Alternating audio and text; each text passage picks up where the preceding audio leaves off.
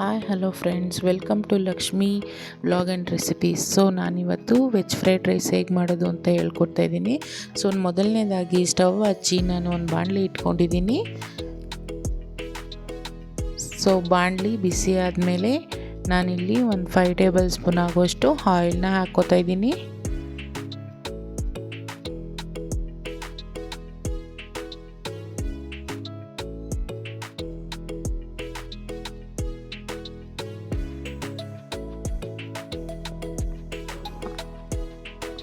So ಎಣ್ಣೆ ಕಾಯ್ದಿದ ತಕ್ಷಣ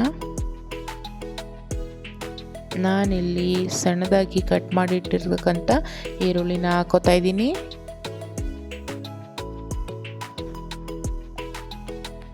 so ಜಾಸ್ತಿ ಬೇಯಿಸೋ ಅವಶ್ಯಕತೆ ಇಲ್ಲ, ಸ್ವಲ್ಪ ಕ್ರಂಚಿಯಾಗಿ ಇರಬೇಕು ಫ್ರೈಡ್ ರೈಸ್ಗೆ. ತರಕಾರಿಗಳೆಲ್ಲ ಕ್ರಂಚಿಯಾಗಿರಬೇಕು. ನೆಕ್ಸ್ಟು ನಾನು ಕ್ಯಾಪ್ಸಿಕಮ್ ಹಾಕೋತಾ ಇದ್ದೀನಿ. ಸೊ ತರಕಾರಿಗಳ್ನ ಉದ್ದವಾಗಿ ಸಣ್ಣದಾಗಿ ಕಟ್ ಮಾಡಿಕೊಂಡ್ರಷ್ಟು ಫ್ರೈಡ್ ರೈಸ್ಗೆ ತುಂಬ ರುಚಿಯಾಗಿರುತ್ತೆ.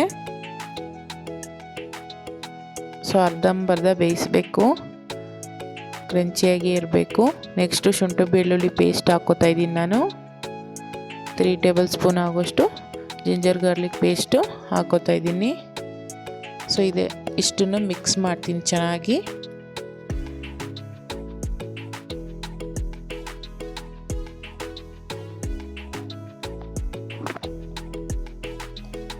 ಸೊ ಚೆನ್ನಾಗಾಗಿದೆ ಇದು.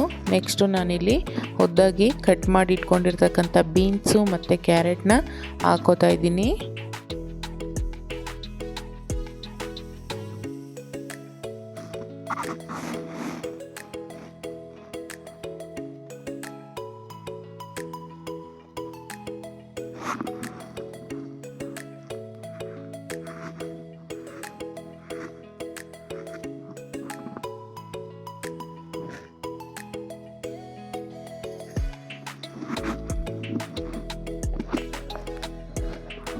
ಸೊ ನೋಡಿ, ಇದು ಕ್ರಂಚಿಯಾಗಿ ಇರಬೇಕು, ಯಾವುದೇ ಕಾರಣಕ್ಕೂ ತುಂಬ ಹೊತ್ತು ಬೇಯಿಸ್ಕೋಬಾರ್ದು.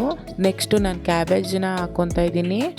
ಸೊ ಎಲೆಕೋಸನ್ನು ಕೂಡ ಸೇಮ್ ಸೈಜಲ್ಲೇ ಕಟ್ ಮಾಡಿ ಇಟ್ಕೊಂಡಿದ್ದೀನಿ ಉದ್ದುದ್ದವಾಗಿ. ಸೊ ಅದನ್ನು ಹಾಕ್ಕೊಂಡು ಮಿಕ್ಸ್ ಮಾಡ್ಕೊತಾ ಇದ್ದೀನಿ ನಾನು. ನೆಕ್ಸ್ಟು ನಾನಿಲ್ಲಿ 1.5 ಟೇಬಲ್ ಸ್ಪೂನ್ ಆಗುವಷ್ಟು ಸೋಯಾ ಸಾಸ್ನ ಹಾಕೋತಾ ಇದ್ದೀನಿ.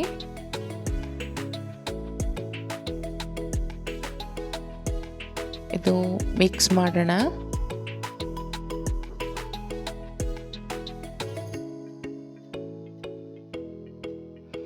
ನೆಕ್ಸ್ಟು ನಾನಿಲ್ಲಿ ಖಾರದ ಪುಡಿಯನ್ನು ಹಾಕೋತಾ ಇದ್ದೀನಿ. ಸೊ ಮನೆಯಲ್ಲೇ ಮಾಡಿರ್ತಕ್ಕಂಥ ಖಾರದ ಪುಡಿಯನ್ನು ನಾನು ಹಾಕೋತಾ ಇದ್ದೀನಿ. ನೆಕ್ಸ್ಟು ಗರಂ ಮಸಾಲ. ನೆಕ್ಸ್ಟು ರುಚಿಗೆ ತಕ್ಕಷ್ಟನ್ನು ಉಪ್ಪನ್ನು ಹಾಕೋತಾ ಇದ್ದೀನಿ. ಸೊ ನೆಕ್ಸ್ಟು ರೈಸು ತಣ್ಣಗಾಗೋದಕ್ಕೆ ಬಿಟ್ಟಿದ್ದೆ. ಸೊ ತಣ್ಣಗಾಗಿರ್ತಕ್ಕಂಥ ರೈಸ್ನ ಹಾಕ್ಕೊಂಡಿದ್ದೀನಿ ಇಲ್ಲಿ ನಾನು. ಸೊ ಎಲ್ಲ ಉಪ್ಪು ಸಾಲ್ಟೇಜ್ ಆಗಿತ್ತು, ಸ್ವಲ್ಪ ಹಾಕ್ಕೊಂಡಿದ್ದೀನಿ. ಸೊ ಇವಾಗ ಎಲ್ಲವನ್ನು ಮಿಕ್ಸ್ ಮಾಡ್ತೀನಿ. ಸೊ ಚೆನ್ನಾಗಿ ಮಿಕ್ಸ್ ಮಾಡ್ಕೊಂಡ್ಮೇಲೆ ಈ ರೀತಿ ಕಾಣ್ತಾ ಇದೆ. ಸೊ ನಂತರ ನಾನು ಫೈನಲಲ್ಲಿ ಕೊತ್ತಂಬರಿ ಸೊಪ್ಪು ಹಾಕಿ ಸ್ಟವ್ ಆಫ್ ಮಾಡಿದ್ದೀನಿ. ಸೊ ನೋಡೋದ್ರಲ್ಲ, ಸರ್ವ್ ಮಾಡಿದ್ದೀನಿ. ತುಂಬಾ ಟೇಸ್ಟಿಯಾಗಿರುತ್ತೆ, ನೀವು ಕೂಡ ಟ್ರೈ ಮಾಡಿ ನೋಡಿ. ಸೊ ನಾನು ಮಾಡಿರ್ತಕ್ಕಂಥ ವಿಡಿಯೋ ನಿಮಗಿಷ್ಟ ಆಯಿತು ಅಂದರೆ ಲೈಕ್ ಮಾಡಿ, ಕಾಮೆಂಟ್ ಮಾಡಿ, ಹಾಗೆ ನಿಮ್ಮ ಫ್ಯಾಮಿಲಿ ಫ್ರೆಂಡ್ಸ್ ಜೊತೆ ಶೇರ್ ಮಾಡಿ.